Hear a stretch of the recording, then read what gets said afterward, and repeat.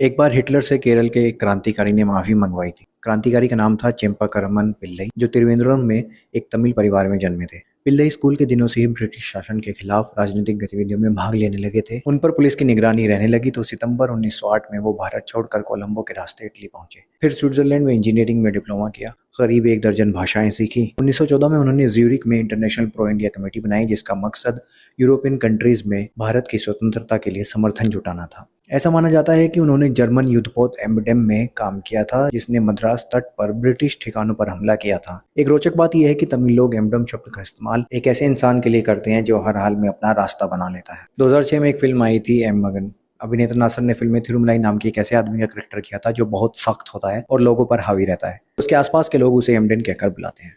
वापस पिल्लई पर चलते हैं। उन्होंने उपनिवेशवाद के खात्मे के लिए लीग ऑफ ऑप्रेस्ड पीपल्स का गठन किया था। 30 के दशक में जब हिटलर का उदय हुआ तो पिल्लई और हिटलर के अच्छे संबंध थे, यहाँ तक कि वो नेशनल पीपल्स पार्टी के एकमात्र नॉन व्हाइट मेंबर थे। लेकिन जब हिटलर ने बयान दिया कि अगर नॉन ऑरियंस भारतीयों पर ब्रिटिश राज करते हैं तो यही उनकी नियति है, हिटलर की ऐसी नस्लवादी और अपमानजनक बातों से नाराज होकर पिल्लई ने हिटलर को डेडलाइन देकर बयान वापस लेने और माफी मांगने को कहा। डेडलाइन खत्म हो गई, हिटलर ने माफी नहीं मांगी, लेकिन एक दिन बाद ही हिटलर ने अपने सचिव के जरिए माफी भिजवाई। 1934 में पिल्लई की रहस्यमय परिस्थितियों में मौत हो गई। ऐसा कहा गया कि नाजियों ने पिल्लई को धीरे धीरे जहर देना शुरू किया था, जिससे तबीयत लगातार बिगड़ती चली गई।